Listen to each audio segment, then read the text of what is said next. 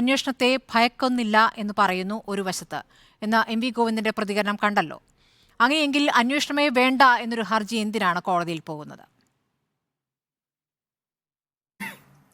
അത് എക്സാലോജിക്കിൻ്റെ chief executive വീണ വിജയൻ്റെ ഡിസ്കഷനാണ് അന്വേഷണം വേണമെന്നുള്ളവരും. അവരെ തെരഞ്ഞെടുപ്പിന് മുന്നോടിയായി കേരളത്തിൻ്റെ മുഖ്യമന്ത്രിയുടെ മകളെന്നുള്ള നിലയിൽ 2021 മുമ്പ് കേരളത്തിൽ കേന്ദ്ര അന്വേഷണ ഏജൻസികൾ നടത്തിയ വേട്ടയാടലുകളുടെ തനിയാവർത്തനമായി വീണ വിജയൻ എന്ന് പറയുന്ന കേരളത്തിൻ്റെ മുഖ്യമന്ത്രിയുടെ മകളെ വേട്ടയാടുന്നു.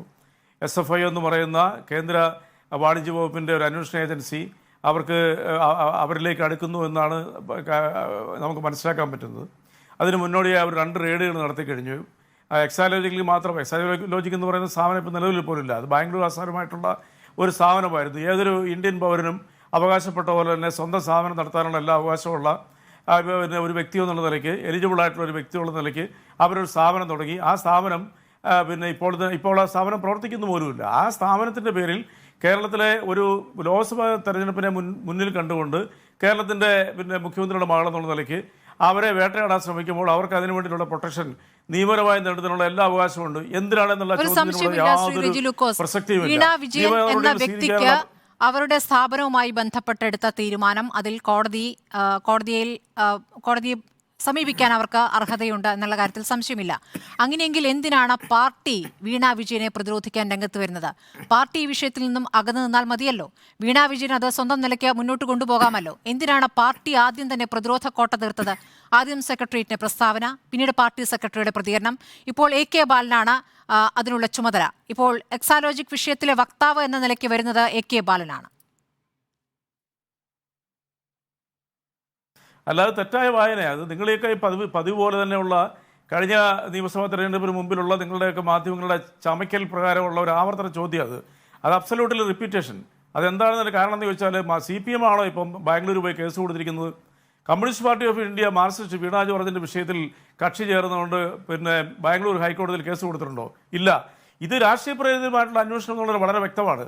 അതിപ്പോൾ കോൺഗ്രസിൻ്റെ പിന്നെ കർണാടക പിന്നെ സർക്കാരിൻ്റെ പ്രതിനിധികളും മല്ലികാർജ്ജുന ഖാർഗെ പോലുള്ളവർ തന്നെ കേരളത്തിനെ പോലെയുള്ള അല്ലെങ്കിൽ പിന്നെ പ്രതിപക്ഷത്തു നിന്ന് ഭരണത്തിലുള്ള സംസ്ഥാന സർക്കാരുകളെ, കേന്ദ്ര സർക്കാർ ഏജൻസികളെ കൊണ്ട് വേട്ടയാടണമെന്ന് ഈ കഴിഞ്ഞ ദിവസങ്ങളിൽ ആവർത്തിച്ച് പറഞ്ഞ പോലെ കേരള ഗവൺമെൻറ്റിനെ അദ്ദേഹത്തെ പിന്നെ കേരളത്തിൻ്റെ ഭരണത്തിൻ്റെ തലപ്പനായ മുഖ്യമന്ത്രി തലപ്പത്തിരിക്കുന്ന മുഖ്യമന്ത്രിയുടെ മകളെ ശാരിക്കൊണ്ട് കേരളത്തിൻ്റെ സർക്കാരിനെ വേട്ടയാടാൻ ശ്രമിക്കുമ്പോൾ അതിനെ പ്രതിരോധിക്കുക എന്നുള്ളത് ഞങ്ങളുടെ പാർട്ടിയുടെ കടമ. അത് ഏത് പാർട്ടിയാലും ചെയ്യും.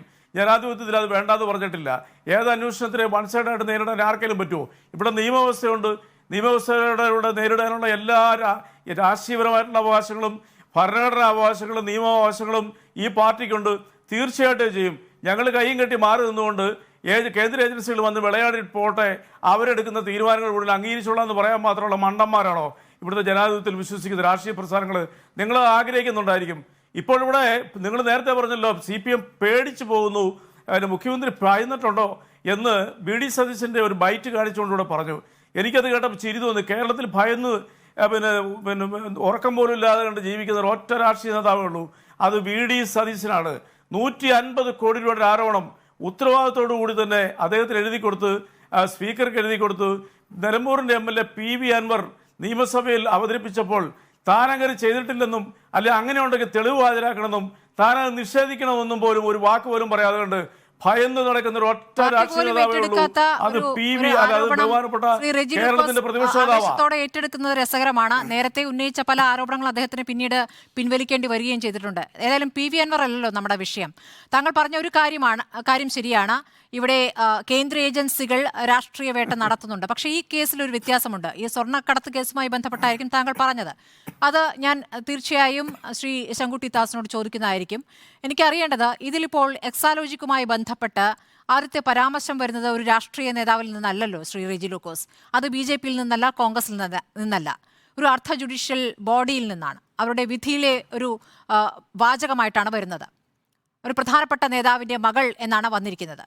അതിൻ്റെ ചൂട് പിടിച്ചാണ് ഹർജി പോവുകയും അന്വേഷണത്തിലേക്ക് കേന്ദ്ര ഏജൻസി എത്തുകയും ചെയ്തിരിക്കുന്നത്.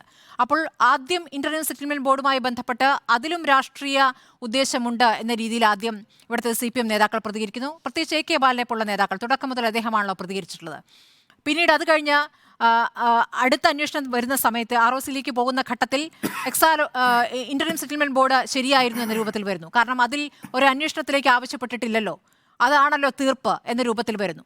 പിന്നീട് ഇപ്പോൾ ഇത് SFIOയിലേക്ക് വരുമ്പോൾ SFI ആണ് പ്രതിസ്ഥാനത്ത് നിൽക്കുന്നത്.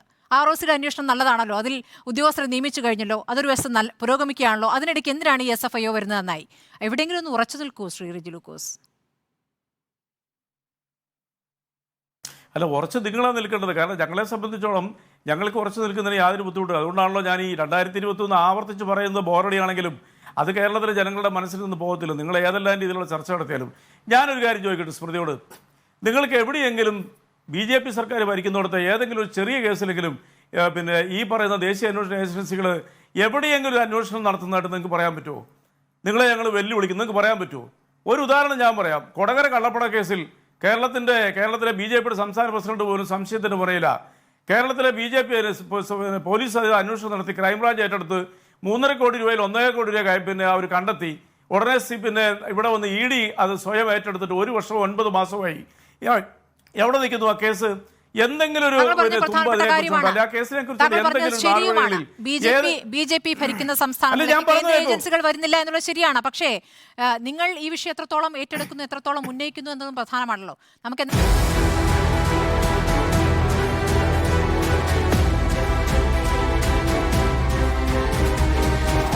ഡിബേറ്റ് വിത്ത് സ്മൃതി പരുത്തിക്കാട്.